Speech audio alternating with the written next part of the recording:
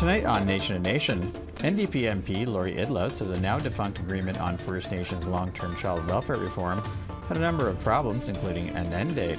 Proposed agreement had a 10-year limit, an expiry date per se, and that to us is completely unacceptable.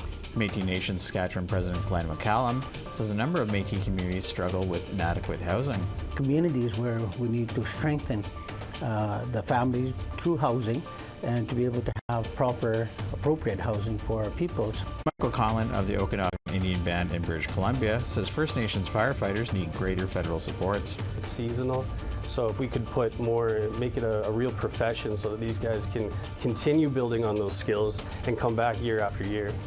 Welcome to Nation to Nation. I'm Fraser Needham. Last week at a special assembly in Calgary, Chiefs voted overwhelmingly to defeat a $47.8 billion agreement on long-term child welfare reform signed between the federal government and Assembly of First Nations. This, of course, has now created more questions than answers of how the First Nations child welfare system will receive much-needed reform. NDP MP Lori Idlout joins me now to talk about what her party believes should be the next steps. Welcome to Nation to Nation. Namik for having me. So you said the final settlement agreement the Fed signed with the AFN was not a good agreement for First Nations kids and their families. Why does the NDP believe that? I think there's a couple of reasons. Unfortunately, this Liberal government proposed for First Nations at both two issues.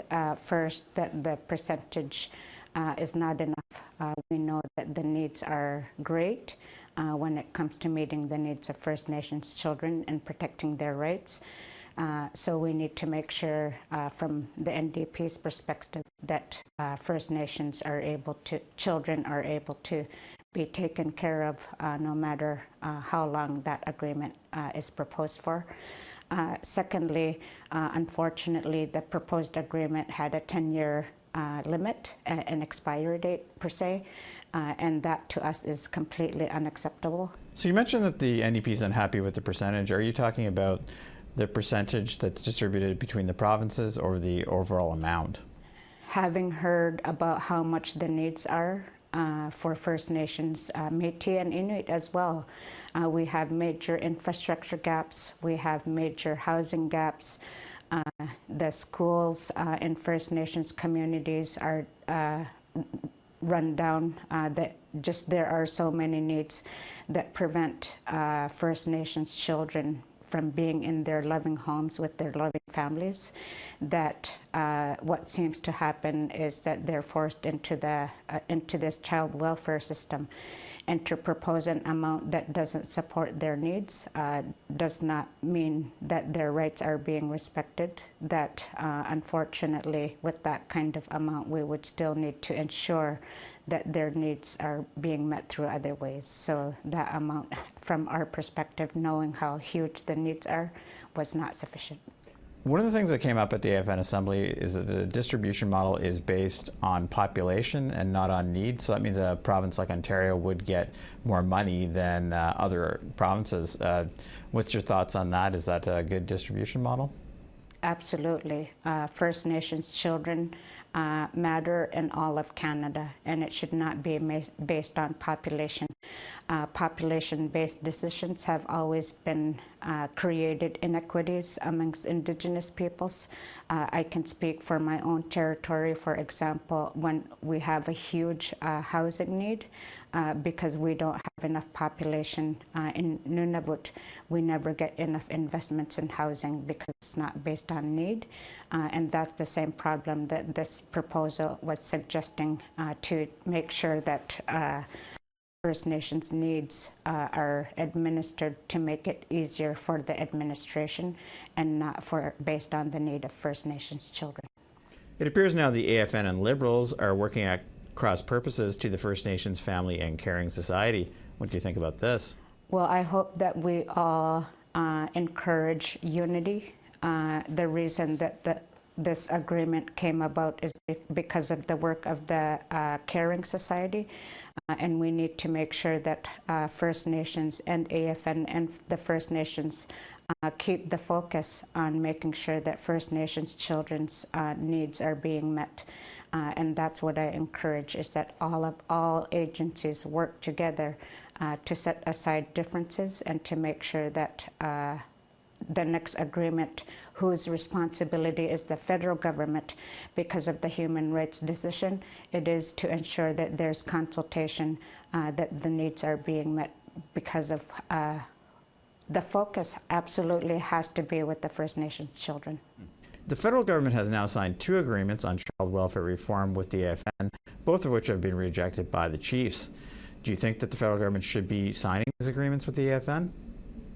Well, with this particular situation, the Human Rights Tribunal was clear that the First Nation Children Caring Society did the right thing by identifying that the federal government is not doing its job to uphold First Nations rights.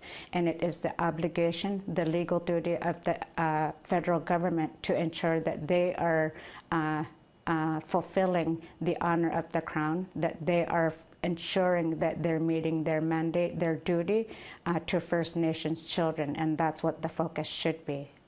Polls suggest that Conservatives may form the next government. Have you heard anything from your Conservative colleagues about the First Nations child welfare system and what should be done? I have not talked with other parties on this issue particularly. We've been very much focused on, at committee, for example, on addressing C-61, which is the First Nations Water Act, which unfortunately, typical to their pattern, falls below UNDRIP. First Nations people deserve legislation that upholds their human rights to water, and that's what I've been focusing on the last few months. Calls for reform in the First Nations child welfare system have been going on for decades with limited results. What do you think the federal government should do or could do to make this move faster? Respect the rights of First Nations, Métis, and Inuit. There are treaties, there are modern treaties, there are legal obligations, international obligations. All this federal government needs to do is implement what those rights are, what those rights-holding groups deserve, and make sure that through the work of leadership, that you guide your work, ensuring that treaties are being met, modern treaties are being respected, that agreements that have not been fully implemented are. If these treaties were being implemented as they were intended, then there would be a fewer need for legal action. Unfortunately, we've seen for too long, both with the Conservatives and the Liberals, being willing to be taken to court, instructing their lawyers to fight against First Nations in court, and basically those kinds of instructions need to stop. Respect Indigenous people's rights. That's the easiest thing to do. We'll have to end it there, but thanks for joining us today. Thank you, Fraser. After the break, we'll talk to Métis Nation Saskatchewan President Glen McCallum about a newly released report on Métis housing in that province.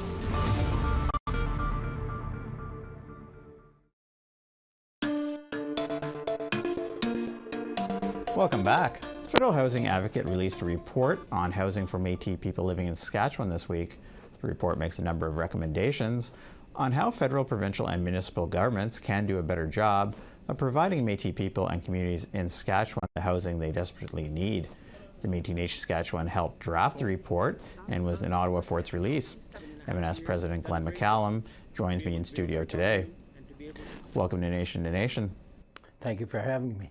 So I know, of course, earlier this week you had the Federal Housing Advocate and the report that you co-drafted with, or the M&S co-drafted with them. And I know that the M&S actually invited the Housing Advocate to come out to Saskatchewan to look at some things. That was in 2023. Why did you do that, I guess? Well, the government hired the advocate to be able to look into housing as a whole in Canada, but we asked her to concentrate in Saskatchewan, and she did, and it was a good thing. But it's not as if Canada doesn't know that there's housing issues right across Canada. It's just a matter of doing a study in regards to where we're at.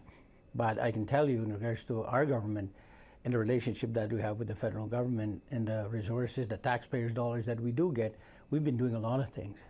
3,000 first-time homeowners, and then we have the repair program. We're helping out our people that are living on the land. So there's a lot of things that are going on. It's the communities where we need to strengthen the families through housing and to be able to have proper, appropriate housing for our people. So that's where the study kind of tells the story, not as if we know the story, but to be able to have an advocate come to Saskatchewan and study the situation of where housing is.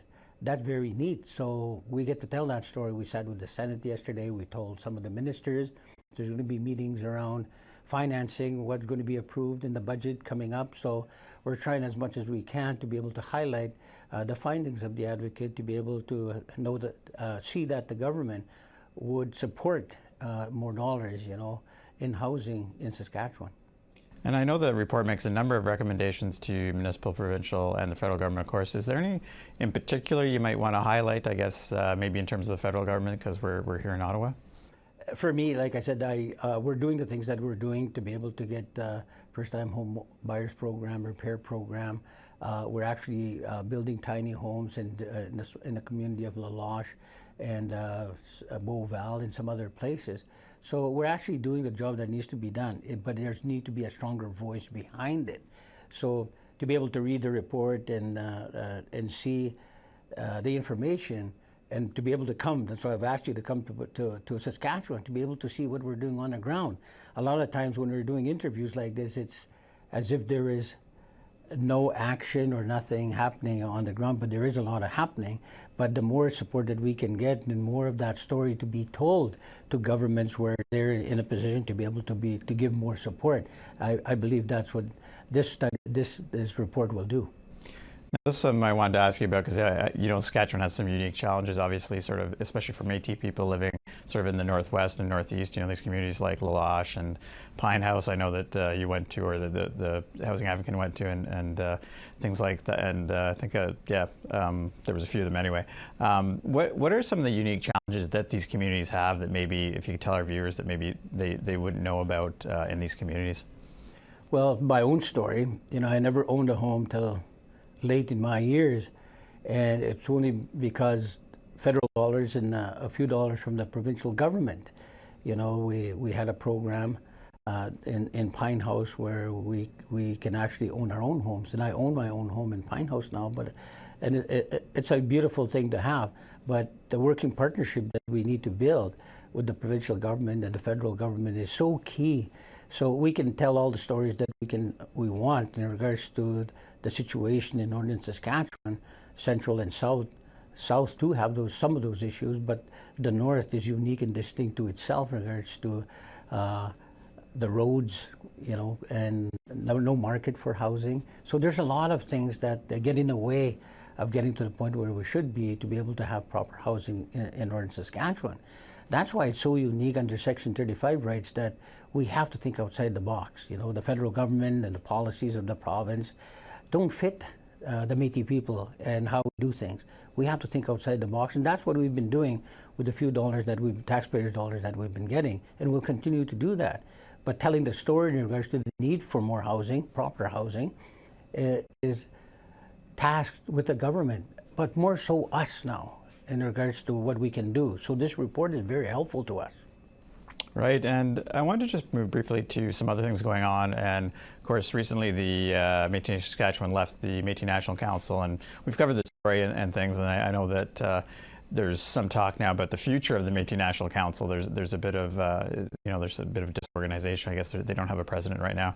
Do you want to just tell me briefly, I guess, very quickly, because we've covered the story, of course, why the MNS left, and what do you think the future holds now for the Métis National Council? Because you've left, and of course the Manitoba Métis Federation left a while ago, and then there's some talk about the MNC's future. There's always been a role for people that have been left on the sideline, so to speak, and Saskatchewan was one of them. Not very long ago, we didn't have our funding, we didn't have anything to call our office, but now in the last 7.5 years, we've come a long ways in regards to what we have with the support of the federal government. When it comes down to the voice of Saskatchewan. It needs to be Saskatchewan. There was a formula that we used with the Métis National Council that's outlived itself now, and I've always said that it will outlive it. That formula will outlive itself, and it so happens where it's very clear in regards to the MOU framework, core governance agreement, now working on treaty, that we have to speak for ourselves. We have to be the voice for our province. And so a lot of times national organizations or provincial organizations don't truly represent what is really happening. And I don't like to see that, because Saskatchewan is so important to me and our people. And our people are so excited in regards to where we're at and what we're doing and the relationship that we're building with institutions like University of Saskatchewan. We signed MOU citizenship, and we're teaching governance at university. Plus we signed a research agreement just this spring. And to be able to have a relationship with industry. We just signed a $420 million deal with Northern Region 3. And the list goes on. The province of Saskatchewan, the Premier and I are getting along. We're doing things outside the box, so to speak. We're breaking ground for a treatment center in Batoche this spring. So there's a lot of things that we're doing in health. So for me, Métis National Council is not the voice that I want to use. I want to use our voice in Saskatchewan, and I want the federal government to be able to honor the agreements that they've signed with us. Okay, well, fair enough. Just for time reasons, we'll have to unfortunately end it there. But once again, thanks very much for joining us today. All right, thank you very much. Up next, we'll be joined by Michael Conlon of the Okanagan Indian Band, who is also in Ottawa this week to make the case for better supports for First Nations firefighters.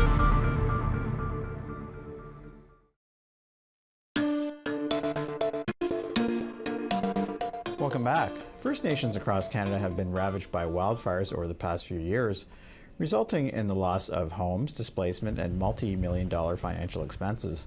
First Nations wildfire survivors were part of a group that was in Ottawa this week to deliver a petition to the federal government. Michael Conlon of the Okanagan Indian Band was at the Ottawa press conference, and he joins me in studio today. So welcome to Nation to Nation. Thank you. Happy to be here. All right, so I understand, of course, your First Nation was directly affected by wildfires, as you were saying a few years ago. Maybe you can just tell us what that was like and how it personally affected you. It was devastating. It was like the closest thing I can explain to was like watching Armageddon, like a movie. I remember coming out of Walmart and the entire sky is pink and black, and it's like midday. So yeah, it was crazy. Lots of displaced families. Our community, the Silks Nation, Okanagan Nation, near Vernon was massively affected. We lost 12 homes. 6 of them were my family, and yeah, they've been displaced for years and living in hotels and trying to recoup those funds. Right, and I guess there's how many people from your community are still have not been able to return? I think most of the community is back now, but I would say there's still 10% that are still waiting on homes or whatever else it is they need to get back to the community. And of course, you're in Ottawa this morning in a press conference. What are some of the things that I suppose that were brought up as a press conference in terms of what some of the communities would like to see that have been affected by this? Some of the messaging that we wanted to get out there was funding. We need to double the funding immediately. We need to have more communication, and not just with communities, but government and communities starting to access some of that traditional knowledge from the First Nations as their culture, they're interconnected within the land. And I think relying on some of those practices and burning beforehand so these fires don't burn as crazy as they do when they get going.